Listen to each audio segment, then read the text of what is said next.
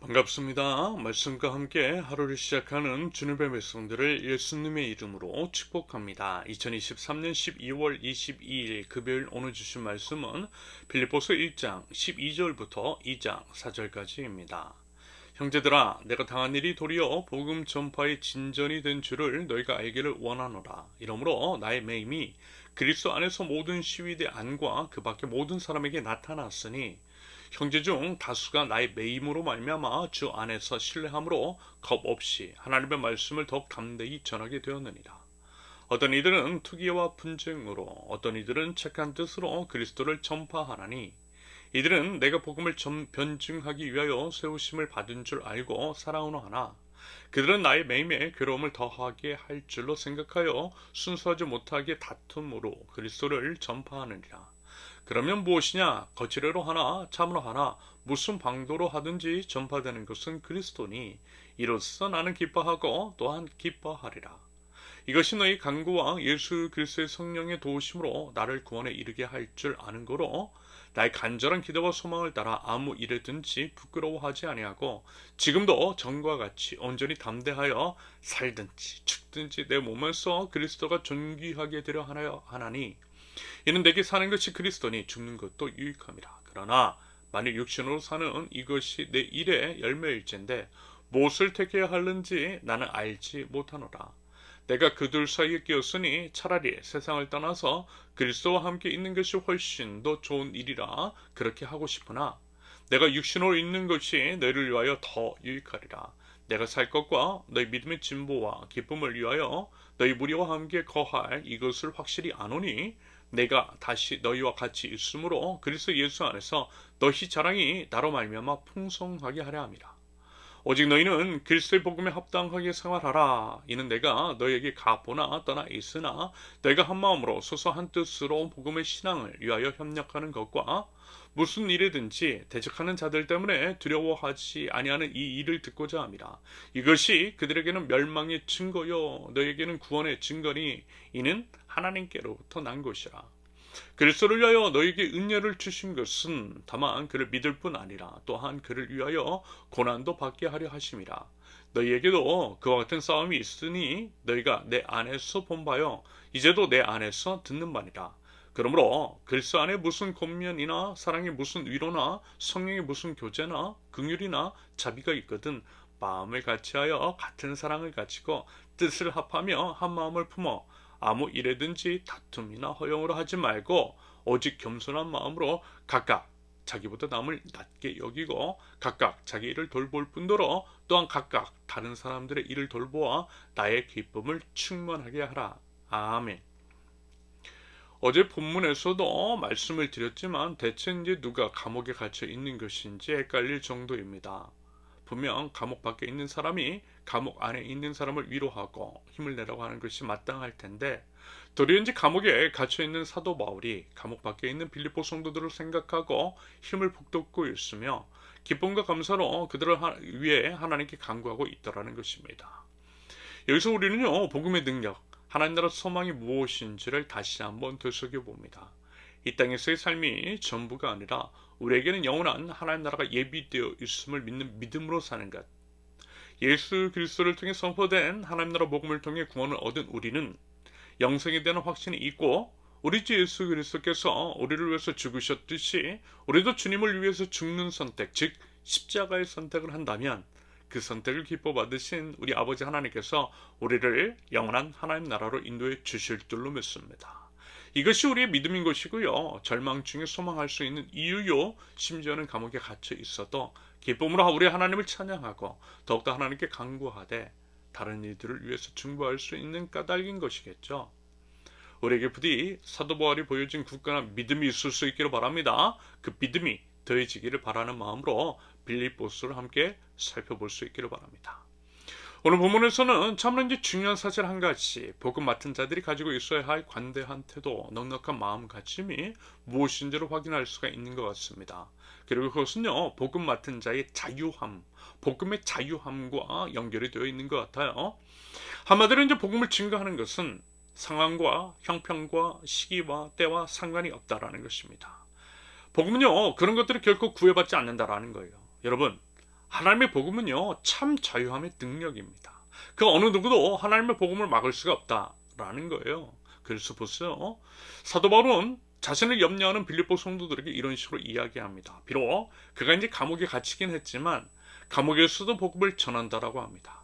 감옥을 지키는 시위대 안에 있는 사람들에게도 밖에 있는 사람들에게도 복음을 전하게 되더라는 거예요.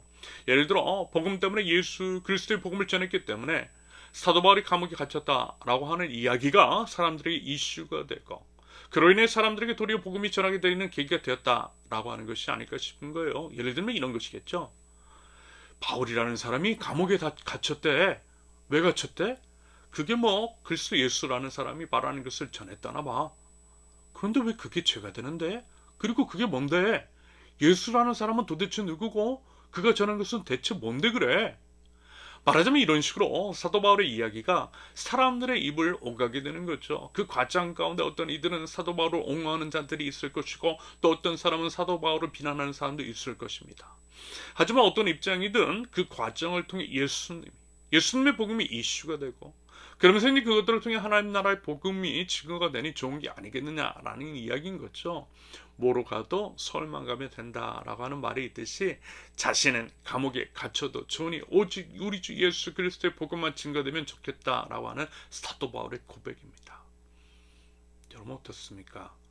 사도 바울의 이 고백을 들으시면서 과연 어떤 생각이 드세요? 이것은 진정으로 하나님 나라가 무엇인지 복음 안에 있는 깊은 소망을 경험한 자에게서 나오는 당당함과 여유, 관조의 태도가 아닐까 싶습니다. 사도 바울은요 그리스도의 복음을 제대로 알고 복음에 온전히 젖은 사람이었던 거예요. 여러분 부디어 저와 여러분들에게도 이와 같은 믿음이 있을 수 있기를 바랍니다. 얼마나 영광스러운 믿음이냐라는 거예요. 그것은 결국 하나님이 어떤 분이시고 하나님 나라가 무엇인지를 명확하게 알고 또 믿는 것에서 비롯되는 담대함의 믿음일 것 같습니다.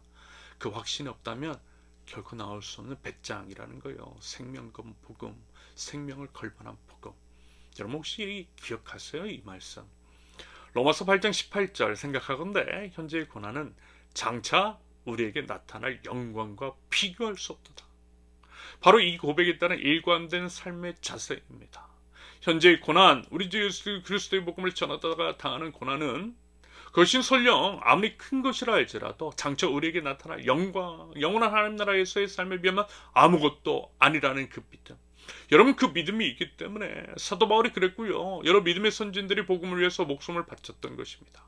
본문 20절과 21절의 고백, 살든지 죽든지 내 몸에서 그리스도가 존귀하게 되게 하기 위한 선택, 내게 사는 것이 그리스도니 그리스도를 위해서 죽는 것도 유익하다라고 하는 그 고백. 여러분 부디 그 고백이 저와 여러분들의 입술 속에서도 터져 나올 수 있기를 바랍니다. 참으로 복음이 희미해지고 희석되었으며 복음의 가치를 아는 사람이 실종된 이 시대이기 때문에 그래서 어쩌면 사도 바울의 이러한 피울음 섞인 고백이 참으로 도전이 되고 가슴 속에 더욱더 크게 울리는 것 같습니다. 그러므로 다시 한번 반복해서 말씀을 드리지만요. 부디 우리도 그리스도의 복음이 무엇인지를 제대로 알고 그 가치를 알되 생명을 걸고 복음을 품고 또 증거하자라는 것입니다. 마지막 때에 우리 하나님께서 우리들에게서 그 믿음을 보고 싶어 하시는 줄로 믿습니다. 더불어 이제 이런 투철한 사명감, 복음의 생명을 건 자세와 태도가 있기 때문에 사도 바울은 더욱더 힘써 그리고 큰 목소리로 빌립보 성도들을 권면하는 것 같아 보여요. 그것이 이제 27절부터 30절까지의 내용일 텐데요.